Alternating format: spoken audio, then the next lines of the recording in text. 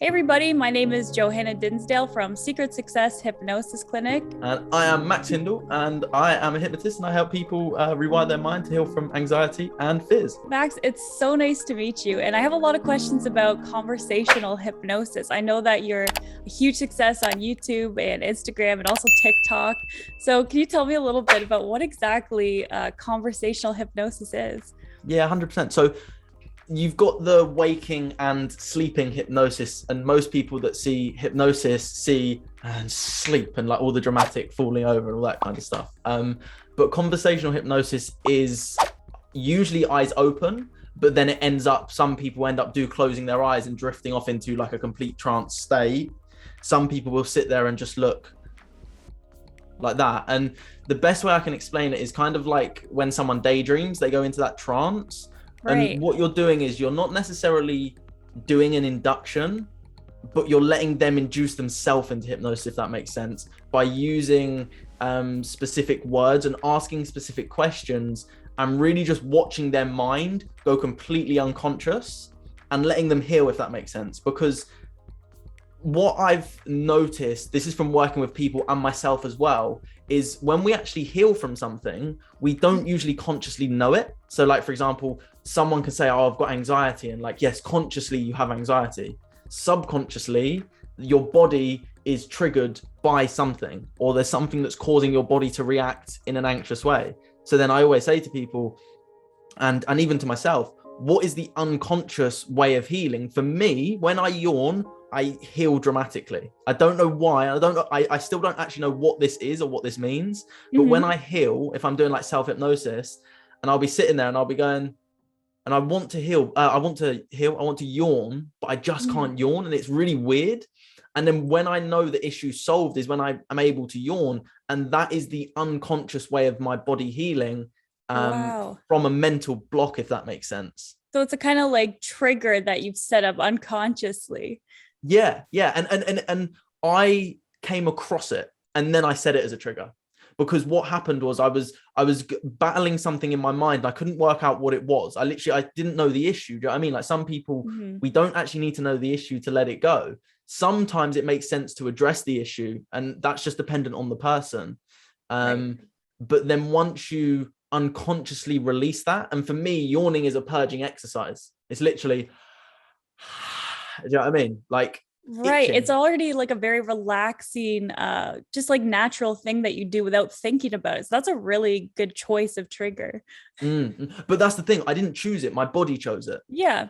Because Right. then my conscious mind clocked onto it and said, yawning is healing. So whenever I yawn now, just even if I'm tired and I yawn, it just sets in a healing like energy into my body, because it's like, oh yeah, I'm healing, don't know what from, maybe I'm just tired, but I don't know, I'm just going to accept it and just sort of let it happen, if that makes sense.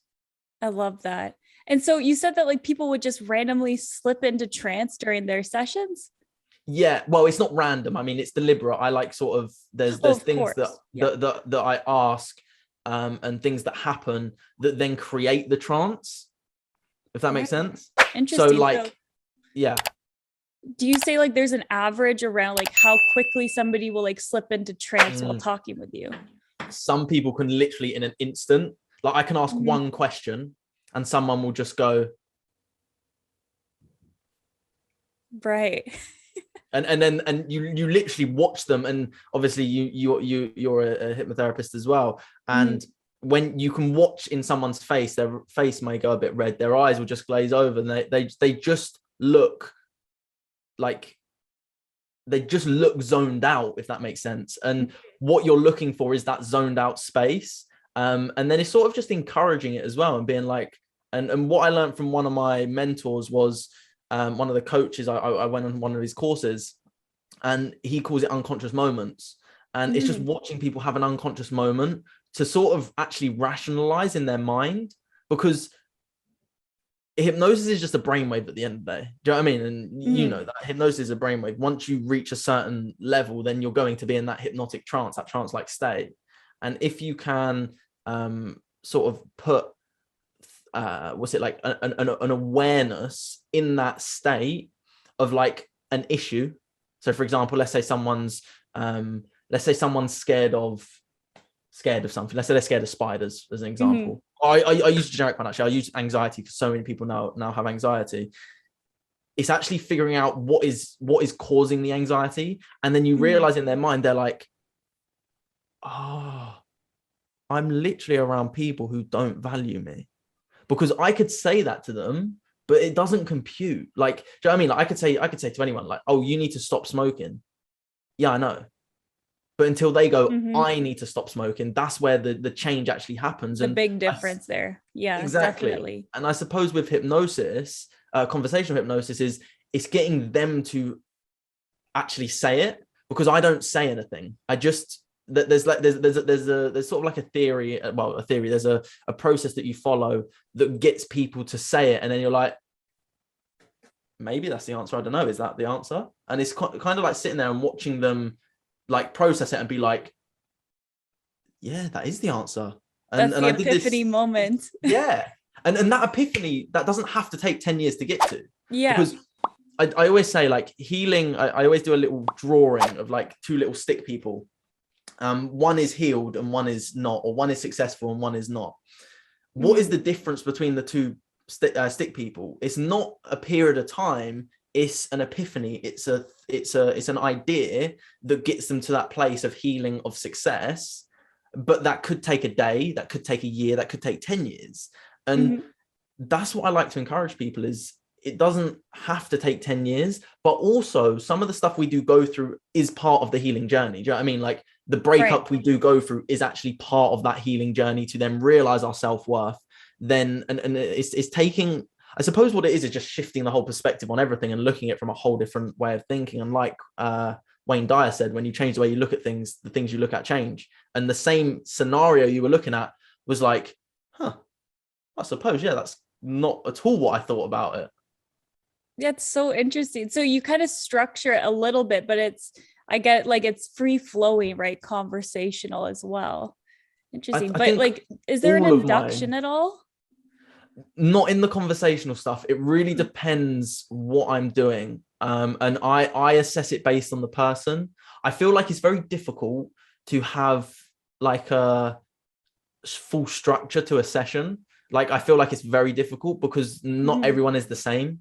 Do you know what I mean? Like, if I'm doing it, so if I do like in-person hypnosis, a lot of the time I'll do like a rapid induction, and I'll get them to stare at my forehead. I'll shake their hand and I'll jolt them into sleep. And that's one of the things that I'll do. There's like all those rapid inductions that you can do, or you can do like the magnetic fingers, you can do magnetic hand, all those type of things, but you don't need to do them. I suppose for the more theatric side of things, like if you're trying to make something more entertaining, it makes the video entertaining when I'm doing it. And people love watching inductions. But yeah, the induction with conversational hypnosis is just wait. It's basically asking specific questions and waiting until they go into trance, basically. Like I said, that may happen in an instant, that may take a couple of minutes, but it doesn't really take much more than 5 or 6 minutes, I suppose. So it's quite a quick process anyway.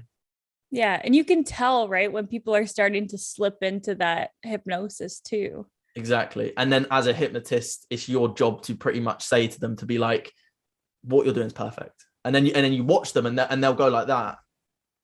And when you watch that, and then it's encouraging, what was that? Do you know what I mean? Like, what just happened there?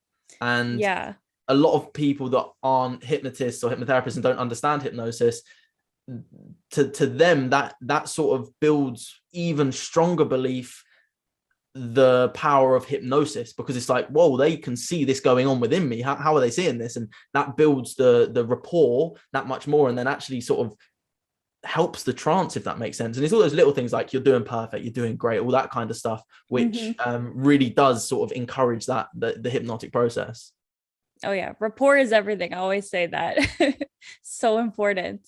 All right. So I guess, would it be possible to do like a little example, a little demo?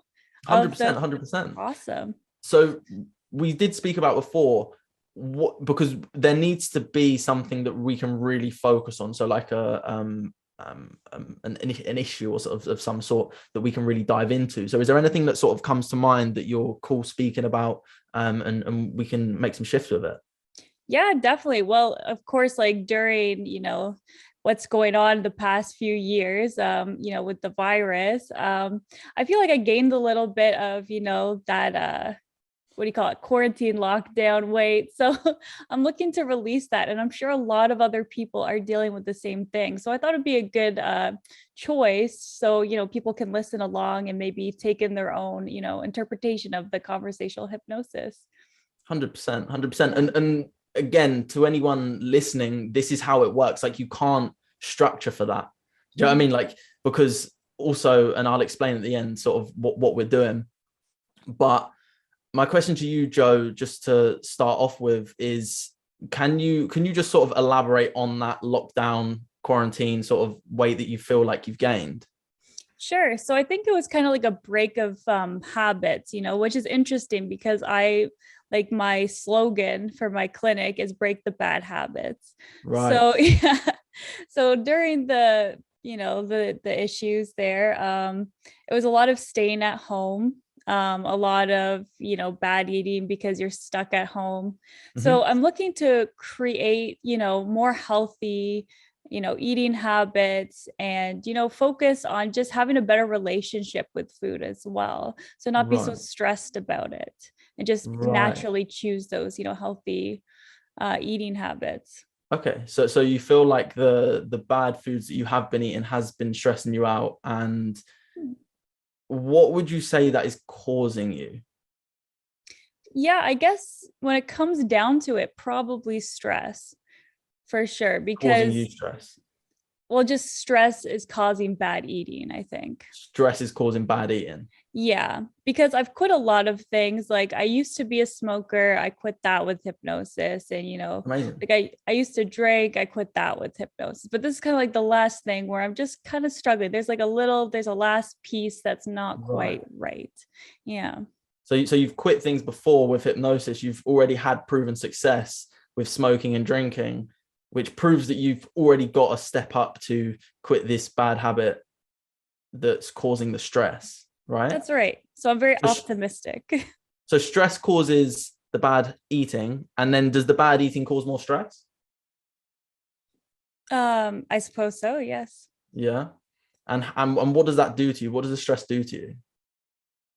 It just makes me feel a little low on myself. I like not as confident. Right. So when you feel stressed, you eat worse, then it causes less confidence. Then you feel a little low. And then what happens? No, it just kind of continues along, Right. Okay. Where does that, what's the confidence? What's the thing with confidence for you? I guess, it's like growing up, you're taught that like, there's like a goal weight, there's like a weight that you should be. So I guess when I'm outside of where I'm comfortable being, my confidence goes down. Right. So, and I don't want, and I just want you to say this to yourself, but do you know what the boundaries are where you want to be in between? Yeah. Okay, perfect. So, and let's say you're in that boundary right now. What does that do to you? If I'm in the boundary, Yeah, if you're like where you want to be. I just feel a lot better, like I like to buy clothes more. Right. Yeah, I sort of carry myself more confidently because I feel like I'm at the place where I'm happiest. So you feel at the place where you're happiest, when you're more confident, when you're at your perfect weight and all this kind of stuff. Yeah. Okay, perfect.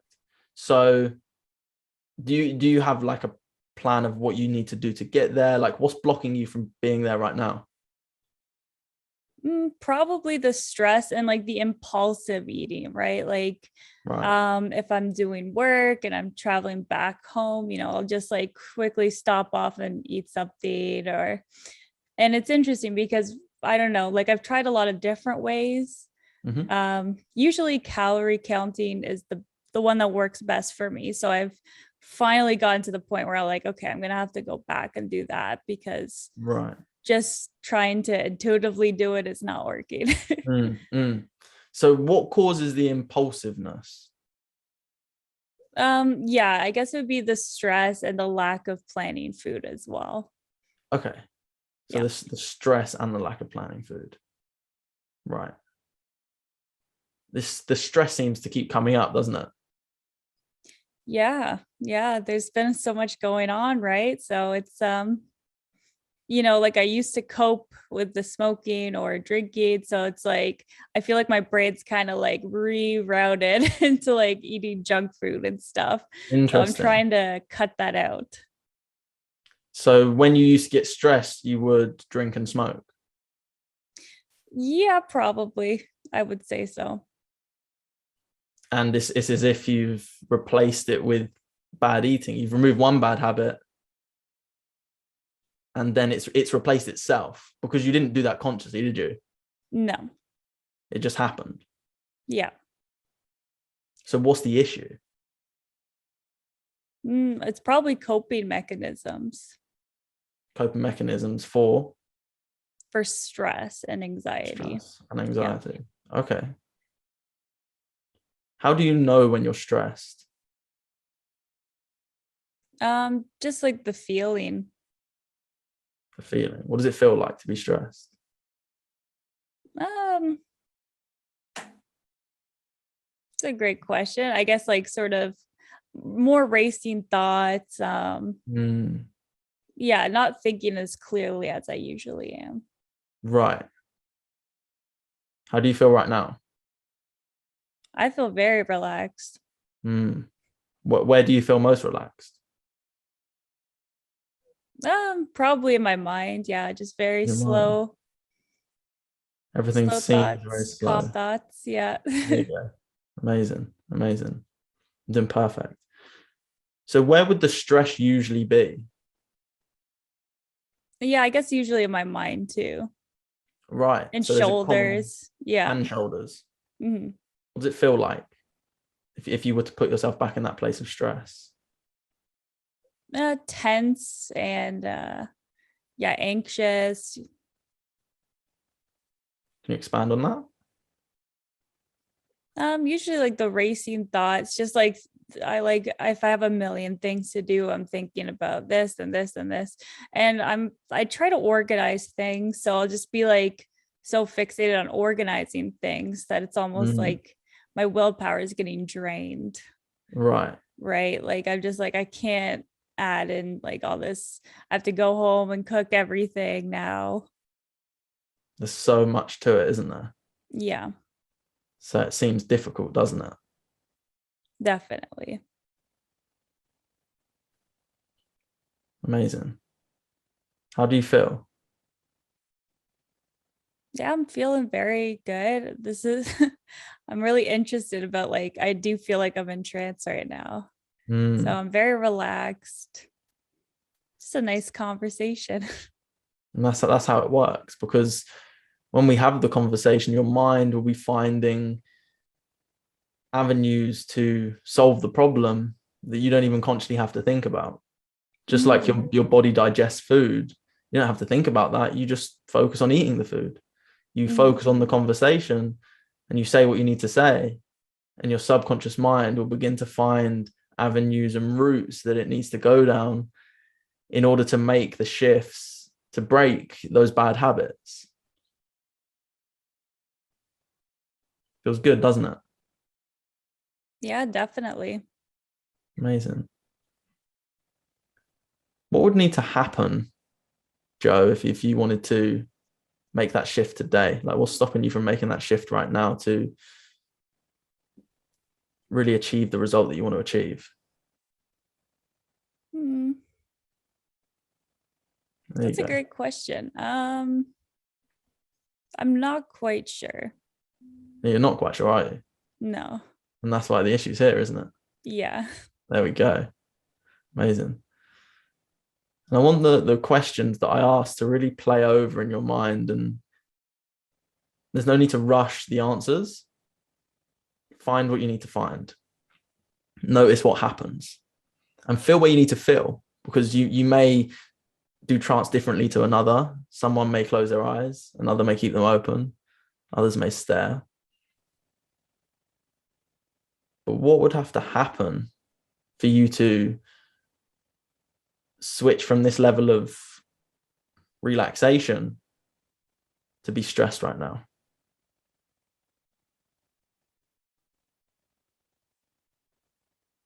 There you go.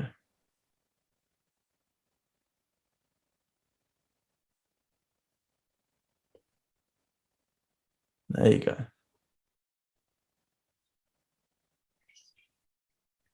Probably just be easier on myself, you know.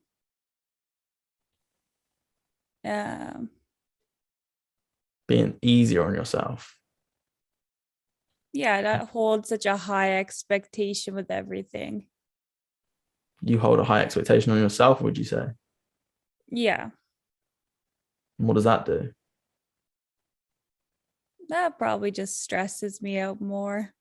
Right. So if you wanted to explain to someone who isn't stressed right now how to get stressed, would you tell them to have a high expectation of themselves? Is that how you would do it? Yeah. Amazing. So where is that high expectation? I'm curious. I guess it's like I've achieved so much, but You this have is like achieved so much, haven't you? I have. And this last thing, it's almost like I'm holding on to it Right. because it's the last thing that Because needs it's to the be last done. thing. Yeah. We don't want to just play for the last time. Like, think about it. There was a last time that we got picked up by our parents. There was a last time we saw someone. There's always a last one, a last time, isn't there? Yeah. What does that mean to you, having a last one?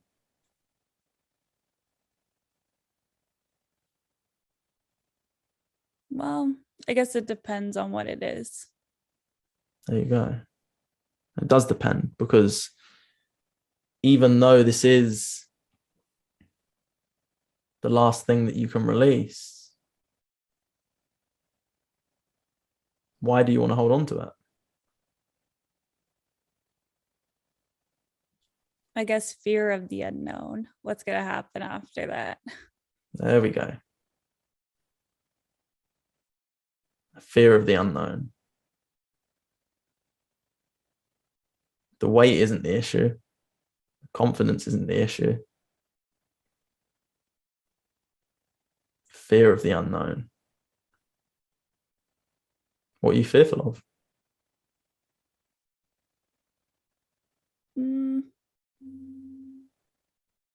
I guess just what that's going to look like if I don't have anything to, and it's weird because I know that I'll have things to work on, but it's like this last piece was kind of the thing I've been focused on for a while.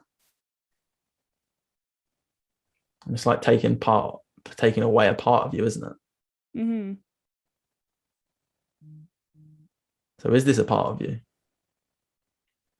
Well, I feel ready to let it go now. You sure? Yeah. What if the urge comes back and the impulses come back? How do you know you can not make those impulses? I don't know. You don't know, do you? Nope. And what if you did know? That would be great. It would be great, wouldn't it? It'd be relaxing, wouldn't it? Mm-hmm. Would it make the unknown a bit more enticing? Yeah. How could you make the unknown more enticing?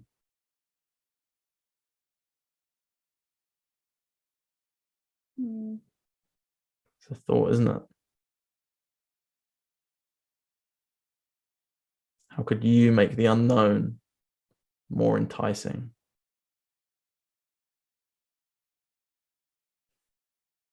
That's right.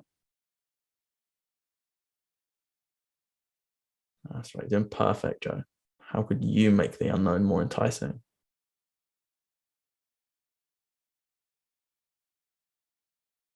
Yeah, it's weird because I do like the unknown. Like I like to go on adventures, do things. So Right. I So you guess do just like the unknown. yeah, I do. So just thinking of it that way. So what's the issue? Just moving past that. Moving past what? This sort of fear that's holding me back, but I don't really need it. You don't need it, do you? No. What's making you hold on to it? Mm.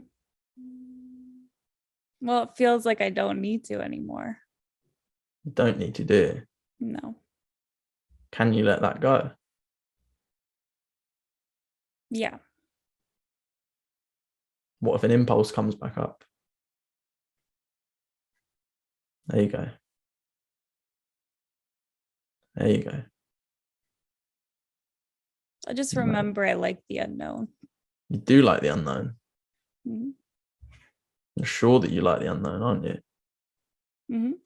Because the unknown can bring great wonders, can't it? Yeah. Can bring adventure. There you go. The unknown can bring adventure. Doesn't have to be scary, does it? No. What are you feeling?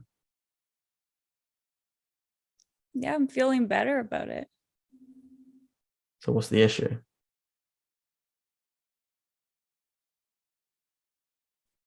Mm.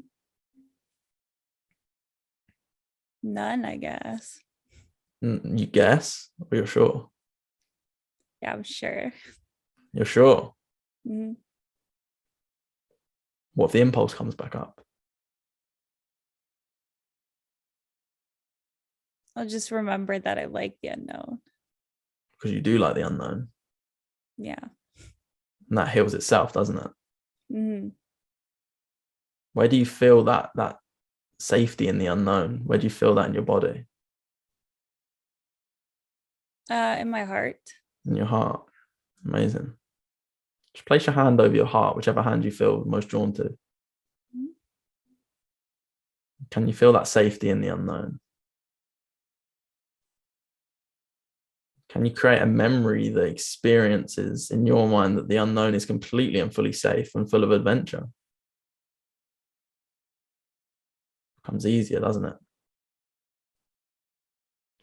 And you may even notice that this is just like an anchor, just like a trigger. When you touch your heart, it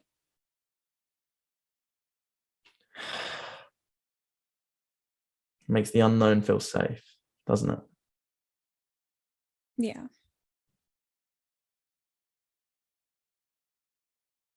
There you go. Just experiencing it, accepting it. The unknown is safe, Joe. It is full of adventure.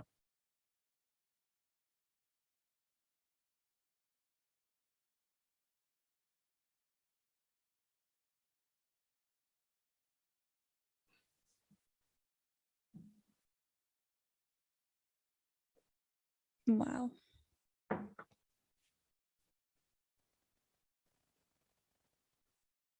That candle back there was really completely fixated on that candle back there.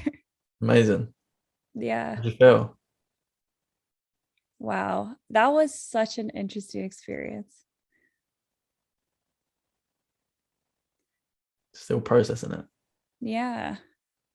The mind takes time to process these things. You already know this. And what we just went through, some of it may make perfect sense. Some of it may make no sense whatsoever. Doesn't have to make sense to the conscious mind because the subconscious will accept it and it will grow stronger because you notice that the issue wasn't the eating or the weight, was it? We had to find the issue.